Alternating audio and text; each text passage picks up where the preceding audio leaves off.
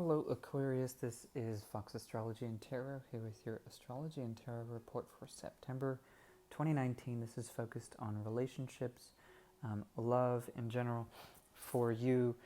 Whether this is, whether you're watching this because you have an Aquarius Ascendant or a Sun or Moon, be sure to check out the videos for your other signs, especially if you're watching this for an Aquarius Sun or Moon sign. Be sure to find the video for your Ascendant sign, as I'll have more relevant information according to your natal chart. I can tell where your houses are in your natal chart based on your Ascendant sign, so it'll help me a little bit more telling you about which houses will be affected during this transit.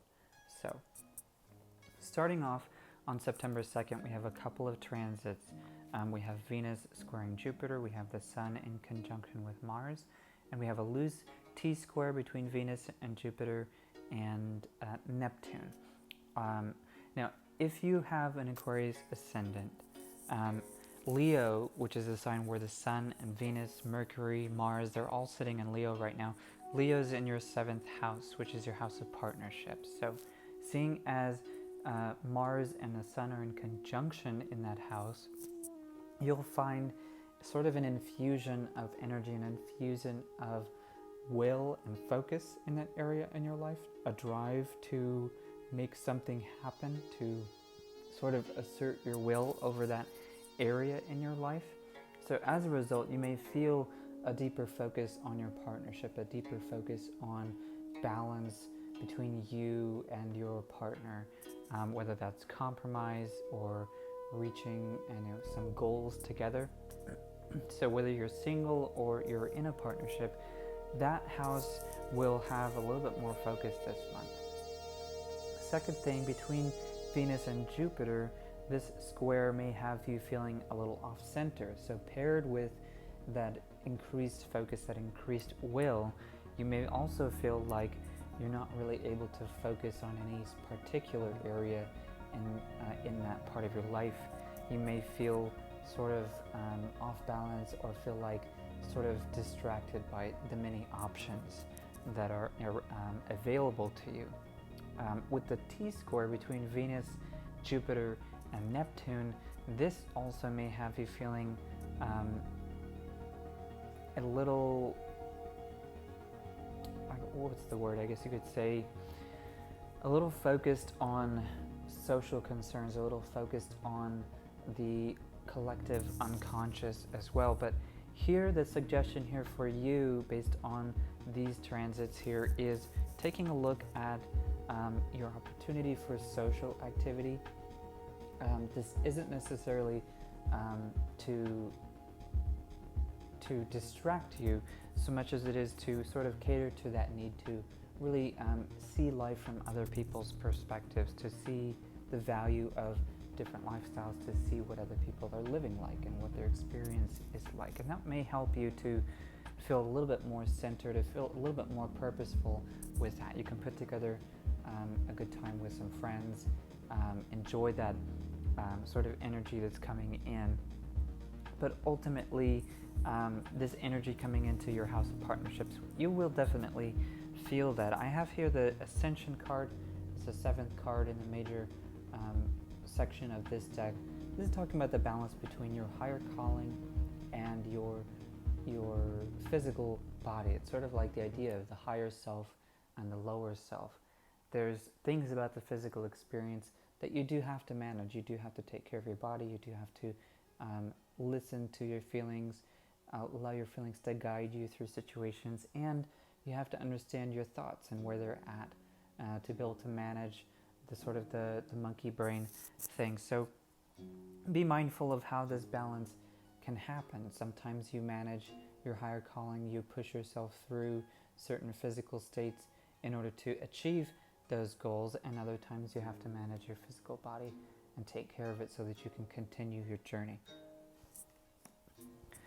Later on the 10th, we have the Sun in opposition with Neptune. Now, in terms of love, in terms of relationships, this may have you feeling a little confused, have you feeling a little like you're having a hard time really grasping details, having a hard time really catching the fine print in things. So here you may want to push this understanding by asking for clearer questions, yes or no questions. Trying not to provide too vague an answer, too vague a commitment to things. And also, on the other hand, trying not to accept too vague a commitment or too vague an answer to things. So, clear thing here, and when it comes to your communication with your partners, or when it comes to going out on dates, you may feel like you're not getting as clear of an answer. So be careful committing to really serious engagements, really serious relationships during this period. Because of that difficulty getting a clear answer, you may miss out on red flags. You may miss out on the details of arrangements, the details of how your lives may work together. So be mindful of that going into your relationships. On the 13th, we have the Sun trining Pluto. Now, this is a really positive time for change, a really positive time for finding the truth, for becoming more intimate with either yourself or your partner. Make sure to provide some time for that between you and your partner without distraction, being able to just be present with each other, learning more about each other, being more intimate. Be a great time for you and your partner to make some big changes in your life, to make some big plans. During this transit, this energy is going to really allow you to feel more comfortable with that. That's the trine energy, is this effortless flow of communication, flow of support, flow of energy in general, to allow you to push for a deeper change, a deeper transformation. Sometimes even changing who you are overall. It can go that deep if you really focus on that. When it comes to relationships, this is a positive time for becoming familiar with new people, as you'll be more likely to be confident in who you are, to present who you are without feeling guilt or fear of people accepting you or not. You'll also be more likely to notice those red flags I mentioned on the 10th you might have been having trouble with, but now this is going to become clearer. You'll be more likely to notice how exactly somebody may not be the greatest match, the best supporter of both of your journeys. And so noticing those blockages, noticing those red flags, it'd be a better time to be meeting people you've never met before, being able to be more discerning, being more confident in who you are. And that's really the Lady of Love here. Understanding herself, knowing her strengths and weaknesses, understanding what needs to be done, the changes that are necessary, and as well being more decisive, knowing where to place herself, because she knows more about herself and where she can do the best work. This will really help make you feel empowered, make you feel like you can go to the places you feel called to go to.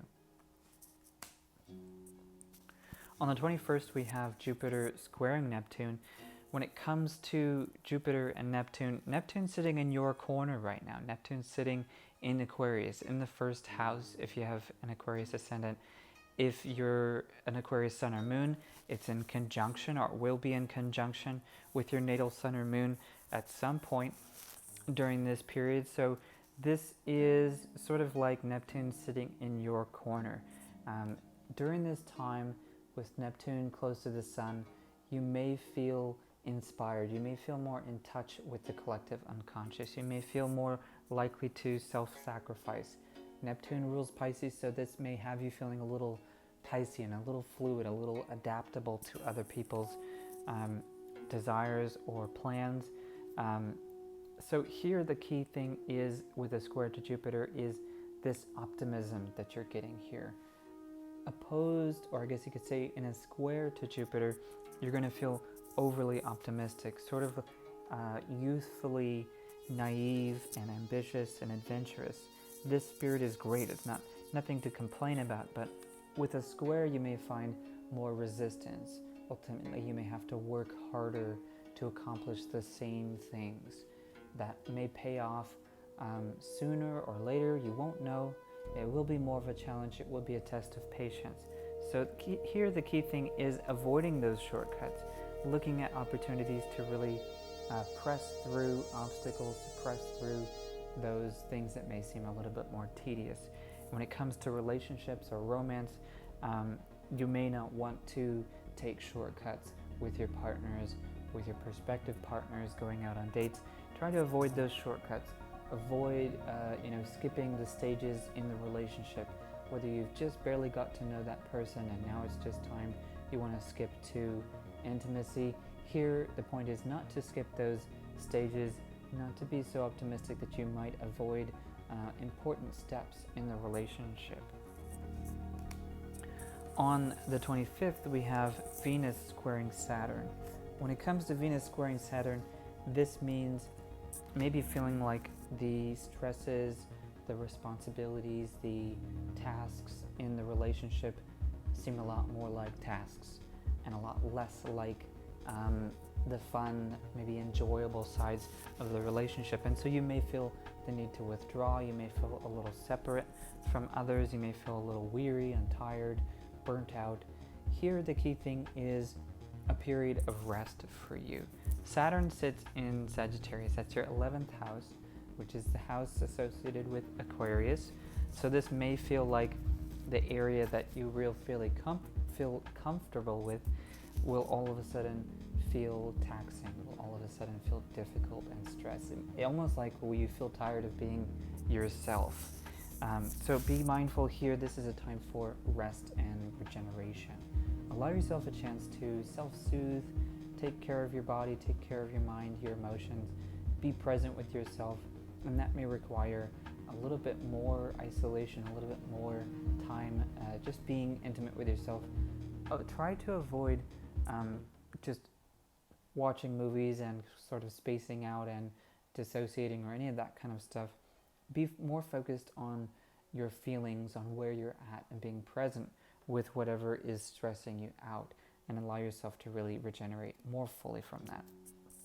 When it comes to you and your partners, you may feel a little on edge, a little at each other's throats, and so it's, like I said, it's recommended that you try to, if possible, try to find more time alone to recuperate. And if you must be with each other, try and do things that are less active, less engaging, less likely to push you or to stress you out, and that will really help. And finally, on the 30th, we have the Seven of Love, but in this case, it's reversed. So the interpretation is more about an obsession or a struggle to achieve, a struggle to accomplish. Here with Pluto sitting in your 11th house, here it's almost like you're feeling like difficulty being able to relax and enjoy yourself, difficulty being able to have pleasure in the things you normally enjoy, whether that's an activity or a pastime or a person you like to be around or a thing you like to do, a way you like to be. Ultimately, the struggle here is feeling like you have to accomplish something. When it comes to relationships, this interpretation is going to be more about how you may feel the need to push past obstacles, sacrifice things in order to get what you want. You may feel at odds with your partner. You may feel like you have to assess really whether your partner is as invested as you are, as dedicated, as interested, so on and so forth. So be mindful, this may have you stepping on toes, it may have you feeling a little suspicious, maybe even paranoid. Allow yourself the opportunity to not take it for granted wherever your partner is at, but to really acknowledge the progress you already have made. It may have you feeling a little, testy, I guess you could say, trying to see who has the pants in the relationship. So be mindful of that perspective. Try and look, since Venus has moved on to Virgo, the key thing in this point is trying to look at how you can take meaning from your experiences. And this may have you feeling a little nitpicky, a little, like I said, feeling a little testy with other people. But in this case, Virgo, now that the Sun, the Sun, Venus, Mercury, Mars have all moved into Virgo at this point in the month, there's a huge shift of that energy, huge shift of that focus into discovering the meaning behind your experiences. So at this point, maybe it's best to, you could keep a journal, you could just make a general a piece of paper and just write down the things you feel you've really been able to progress with. You've been able to make some changes, you've been able to have some wins, and that may help you to sort of feel like you might be able to finally enjoy yourself, enjoy where you've gotten yourself to, enjoy your progress, celebrate a little bit. I'll pull a few cards just to see if there's any messages for you when it comes to your relationships or love. For you, Aquarius, for the month of September, and then we'll wrap up.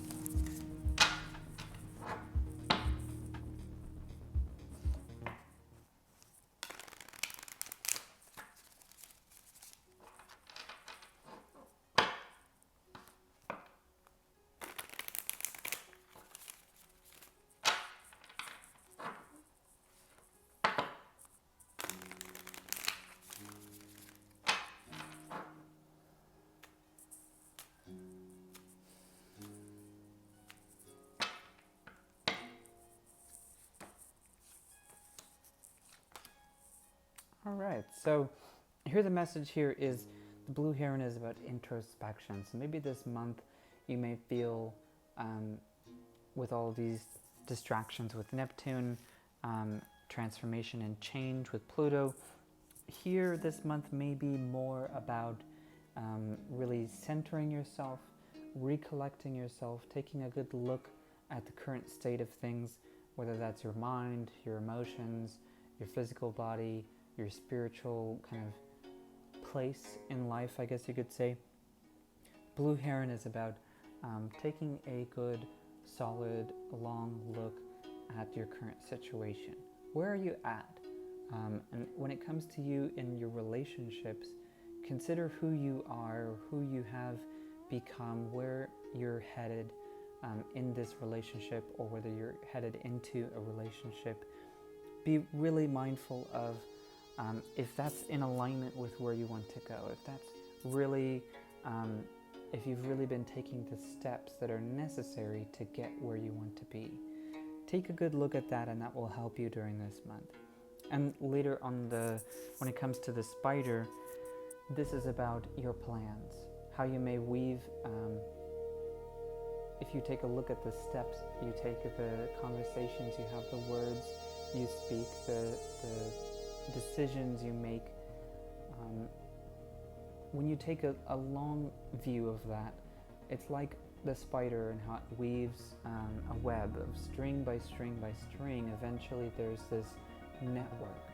And so if you look at your sort of network, the steps that you've taken, the decisions that you make, all of this eventually weaves an image, a plan, a grand structure of your life.